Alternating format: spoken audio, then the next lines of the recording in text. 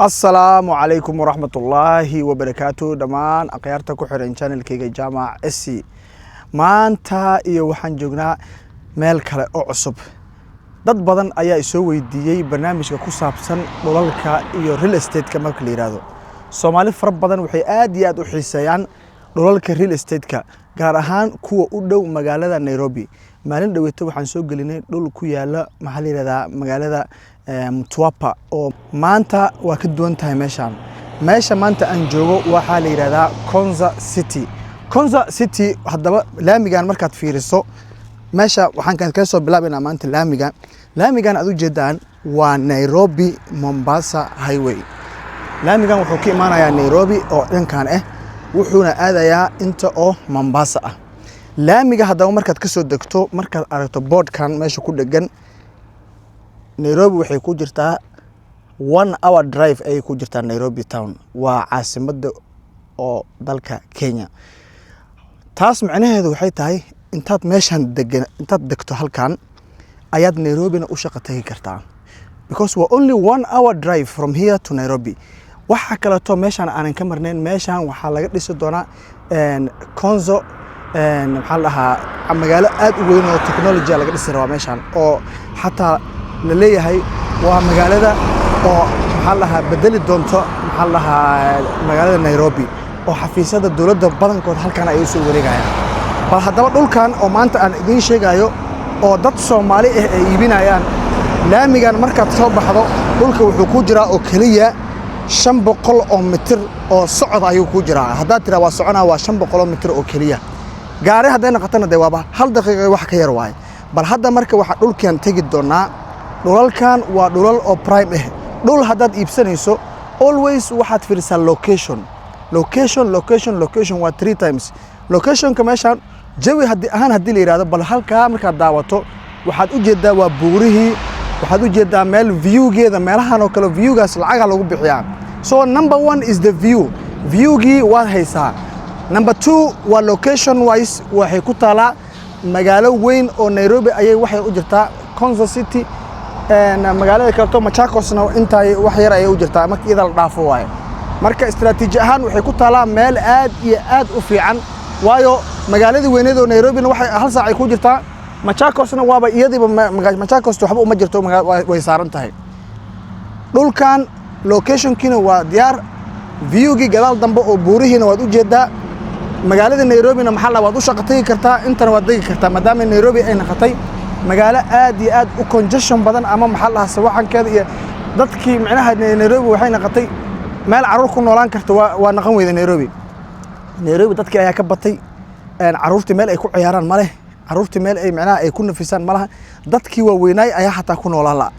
dadka qurbaha ka imaadana badankood waxay rabaan meel ay caruurtooda ay ku nafisaan playground ay ka helaan masaajid ay ku dukadaan ay helaan meel oo walkways dadka ay ku lugayn karaan ay helaan Nairobi haddaad joogto gaar ahaan meesha la yiraahdo Isli haddaad banaanka u soo baxdo ama mootadii maxaa la yiraahdaa boodhadii ku dardaraysa ama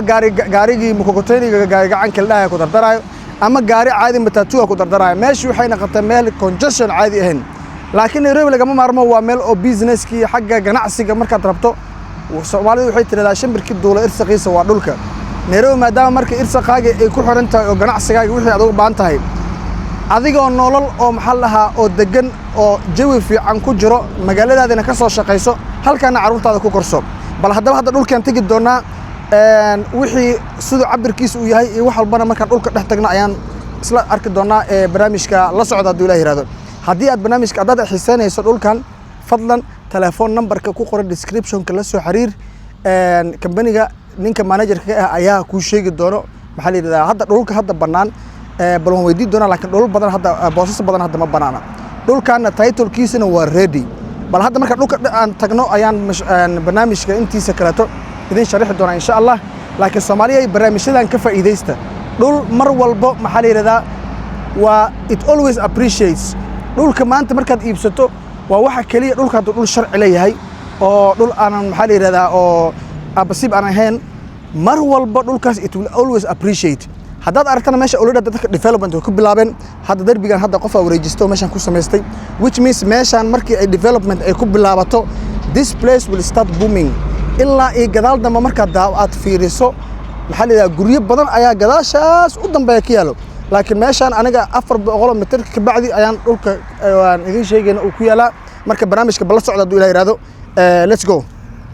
Assalaamu calaykum waraxmatullaahi wabarakaatuhu. Akhyaarta soo dhawaada akhyaarta ku xiran jaamac SC ninkaas odaga ah maanta halkan waxaanu ku joognaa meesha la yidhaha Konza City aan joognaa. Konza City dadka aan ka warhaynin dad badan oo jecel jira inay iska samaystaan dhul iiba qiimo macquul ah meel u dhow magaalada Nairobi oo u jirta 1 saac drive waaye 1 hour drive from Nairobi. meeshan waxaa weeye Konza City la yidhaha waddankan Kenya wuxuu leeyahay dhowr city Nairobi City, Mombasa City, Kisumu City, Eldoret City iyo Konza City ayuu leeyahay. magaaladan waa city Nairobina waxay u jirtaa 1 saac. meeshan waxaa laga dhisayaa city oo modern city oo adduunka la tartamaysa oo sida loo habeeyey iyo sida loo diyaariyey ay tahay standard ma ahan tii Afrikaanka la iska digayay. tan waa mid la diyaariyey la habeeyey balaan laga sameeyey dhowr iyo 10 sano ka hor la balaan gareeyey. hadda marka waxay ku socotaa facekeedii koobaad facekeedii labaad ayaa hadda soo dhamaaday. waxaa bilaabanayo facekeedii saddexaad afaraad shanaad airport leh xafiisyadii adduunka leh internetka leh wax walba leh oo businesska dhan halkaas ugu imaanaya. anagu marka hataa derisaan leenahay waxay noo jirtaa 400 tilaabo ayay noo jirtaa wadadii wataasaa ku qaba kaamirada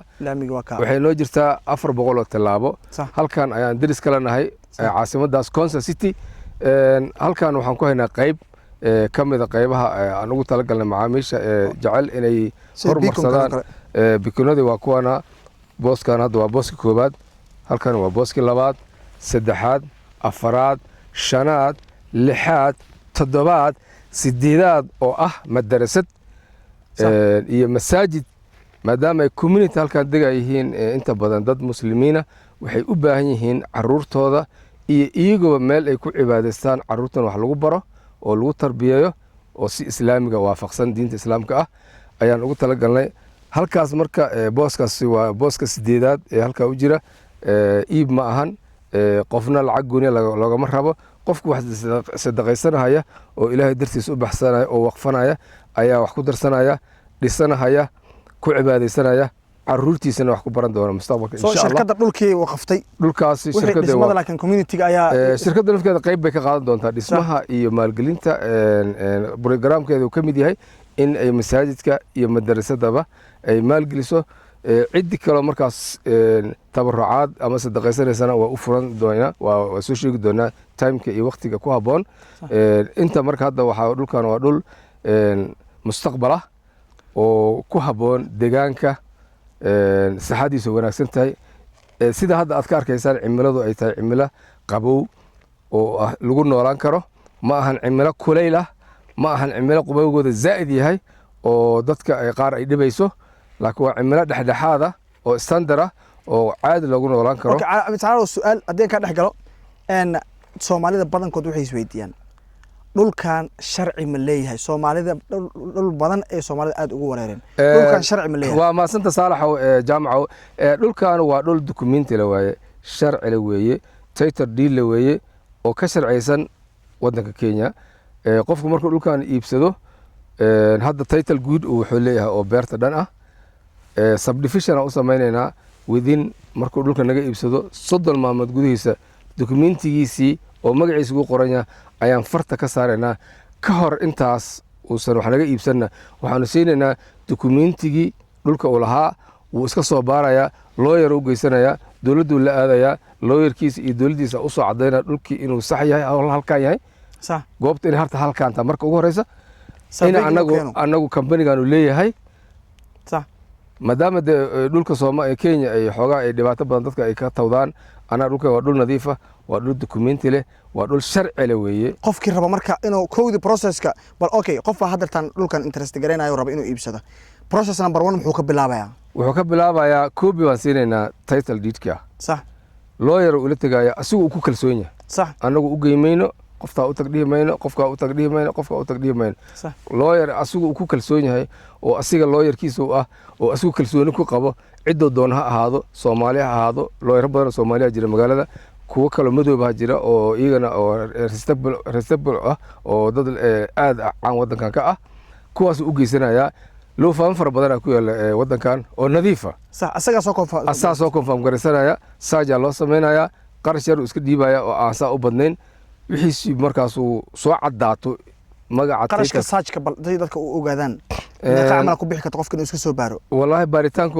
looyrada iyo faamka geynaysa ay ku xiran tahay cidda u geynayso baaritaanka ku sameeyna ayay ku xiran tahay kama badnaan karto badana halkan waa 10,000 10,000 oo keen shilin waa $100 waa boqol waa adigu waa $70 meelahaas weeye $70 waa laakiin waxaa laga yaabaa dadka looyrada qaarkood inay ka badnaadaan because looyro waxaa jiro ilaa 150 ku dhahayo 20 ku dhahayo laakiin standardka hadda lagu baaro waa 10,000 waay dhulkan eridan oo la soo ogaado qofkan dhulka iskale inuu yahay cidda iskale goobtan inay tahay صح ma ahan baaritaanka waxyaabo badan buu sahlaya sababta waxa lagu dhihi karaa dhul sharci ah oo title deed laakiin goobta aysan halkaan ahayn goob kale ay tahay meel kale ay tahay laakiin dhulka cadeynta wuxuu soo siinaya goobta inay halkaan tahay qofka ku qoran magacaas inuu halkaan iska leeyahay asugu oo milkidiisa tahay intaas oo lawyerka ku soo cadeynayo aniga ma wax cadeynayo waa lawyerka ku soo cadeynayo marka halkaas soo gaartid dhulkan waxa lagu iibsanaya sharciga dalka Kenya صح ID u baahan yahay ID oo must haysta waaye lease ma dhulkan lease ma dhulkan waa freehold waa weliga dhulka abadan waa lahaanshihiisu waa abadan weeye ma aha free ma aha dhul oo lease sida hadda Nairobi oo kale waxay u badan tahay waa leasehold oo ah 75 sano ama 99 sano 199 sano ay u badan yihiin marka hadda kanu ma ahan waa freehold maadaama dhulku freehold marka qof waxa loo baahan Kenyan haysta hadda adigu haysatana qof markaas adiga qaraabada ah adiga kugu dhow oo ku karsoonta ayaad u dhiibanaysaa qofkaas ID-ga kugu qoraya dhulkaada iska leeyahay hadda adigu ID leedana wax kaaga baxay ma jira dhulka meelahan biyo ma ka dhow yahay meel walba biyo leedahay waa dhulkan oo dhan wada ceelala ku yaala halka u sii jada ceela saaran oo noo muuqda halkaas kale ceela saaran noo muuqda halkaas kale noo muuqda waa ceel halkaas kale waa ceel ilaa dhulka hadda tubooyin waa la soo gelin karaa tubooyin waa la soo gelin karaa biyuhu waxba ka ma meeshan qiimo weyn uma fadhido Soomaalida waxay weydiisaa mar walba meeshan Soomaali kale ma joogtaa Soomaalida waxa hadda guriga ka sokaysa meesha ka sokaysa nin Soomaali iska leh guriga meesha ka sokaysa nin Soomaali iska leh صح guriga meesha ku yaalo guriga meesha ku yaalo ninka halkan ila wadadan halka boos loo dhaxeeyo oo cadaankan waa ninka la asal Soomaali weeye صح meeshan ka soo leexanay jaamacadda xasuusatid nin Soomaali iska leh halka meesha dhagax ku wareegay meesha ka soo leexanay darbiga ka soo leexanay qaybta hore video ku soo duubaysay nin Soomaali iska leh Kansas City-na waa buurtaas ka hooseysa waa cornerkeeda weeye halkaas aan dariska nahay guriga buurtan hadda ka hoose Soomaaliya degan oo dhulka iska leh ilaa iyo halka Soomaali ilaa iyo buuraha hoosteeda jiraan oo marka Soomaali waa joogtaa in shookan